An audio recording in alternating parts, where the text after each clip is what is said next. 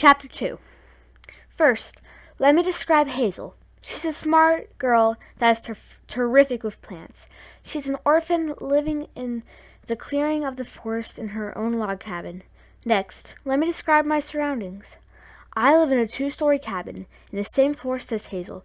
There's nothing but nature surrounding us for miles, except for the center hub, the place where all people in the Espírita Forest citizens attend. Where when there are huge events going on, like, for instance, the end of the world. To connect Hazel's and my house, there was a gravel path outlined with poppies and dandelions.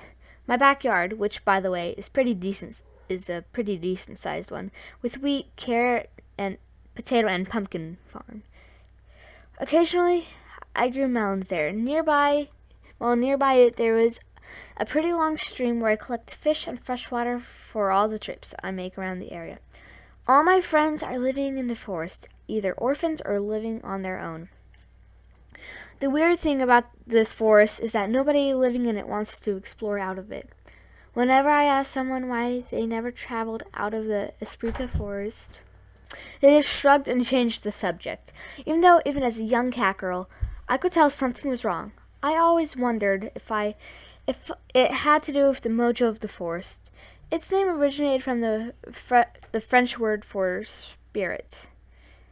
So maybe there were magical borders keeping people in the forest. It never bothered me. But now that we were facing the end of the world, some information got kind of important. This is why I was heading to Hazel's house, to see if she knew anything. I stepped onto the gravel path and followed it to my friend's house. I knocked on the door. It opened shortly after. "Hello?" Hazel asked. Then she broke into a grin. "Oh, hi, Linny!" That was my name, by the way. Linny Catlia. My real name was Linda. Oh my gosh, I can't talk today. But nobody called me that or I would slap them. Hazel's dark blonde hair shimmered in the sunlight, and so did her sky blue glasses, making her look like a scientist wanting to dress up like a blue angel for Halloween. Her ghostly pale skin always worried me, in case she was part vampire. But she always seemed to be fine. "Come in," she said, gesturing inside. As I stepped in, I realized that she had redecorated her cabin since the last time I saw it, which was about 2 days ago. The once brown walls were now painted white, with paintings with herbs neatly lined in the middle. The floor now had a big blue carpet that was designed with boxes inside boxes, and boxes being inside those boxes, etc. In one corner, there was a desk with different papers spread out on them and stationery materials like markers, colored pencils, and highlighters. There was also a bookshelf on the wall, another in the corner. There was a table with a computer. There was also a printer, which I couldn't tell if that was a regular or a color printer. That was all amazing, but the thing that caught my eye were the amount of herbs Hazel had been growing. There were different sorts of basil, chives, parsley, mint, and sage. All of them were propped on a table by the window so they could get lots of sun. "Wow," I breathed, trying to take in the amount of redecorating done in the past few days. "I know, right?" Hazel laughed. Luckily, a nearby citizen traded me the paint I needed for a couple of my enchanted herbs. "Say what now?" I asked. I'd heard of herbs, but not enchanted herbs. "Enchanted herbs," Hazel repeated. I just stuck them into a pot of blaze powder, laid it out in the sun for a day, and ta-da! Interesting, I thought. I remembered why I was there in the first place and asked, "Hazel, mind if we can talk a little talk? It's about, the apocalypse."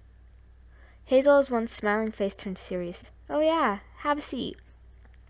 I sat down and brought out the notepad that I had always used when serious issues took place.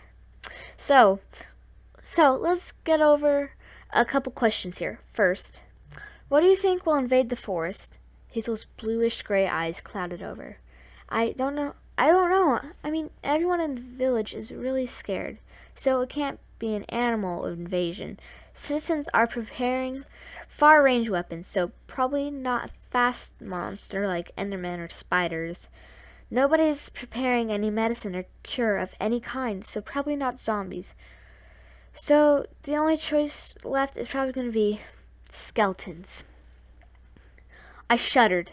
I loved when Hazel used interferences, but scary ones like those were pretty frightening. But why would they prepare long-range weapons for skeletons? I asked, slightly tilting my head. Hazel rolled her eyes Hazel rolled her eyes playfully. Would you really stand a chance against thousands, maybe millions of skeletons with a sword? Oh, I sighed. Guess I should have thought of that. I moved on. Anyways, here's the next question. Why are you preparing herbs when there's not going to be a zombie invasion? Hazel shrugged. Who knows? Maybe both skeletons and zombies could be involved with the apocalypse. Also, if it's just skeletons, what will we do if someone gets hit by an arrow? We need some kind of herbs for that. Twice in a row, Hazel answers my questions in a flash. I thought, oh well, now for the big question. Why do you think nobody goes outside of the borders in the forest? I asked immediately. I saw Hazel doubtfully look at me. I don't know. Hazel traced the designs on the table with her finger. Something about magical borders and legends. I nodded. This made sense regarding the name Esprita Forest. Do you know anything about these magical borders? I asked inquisitively. Wow, I can't believe I'm asking my friends solemn questions like these, I said to myself. Not really. Let's do some research on it, Hazel responded, her eyes gaining their true color again. She hurried to her computer and typed in Esprita Forest magical border information and found a website that looked pretty promising. It said, Esprita Forest information and more. Should we do it? Hazel asked, bouncing excitedly in her seat. I nodded. I think so. Hazel clicked the link and her screen blacked out.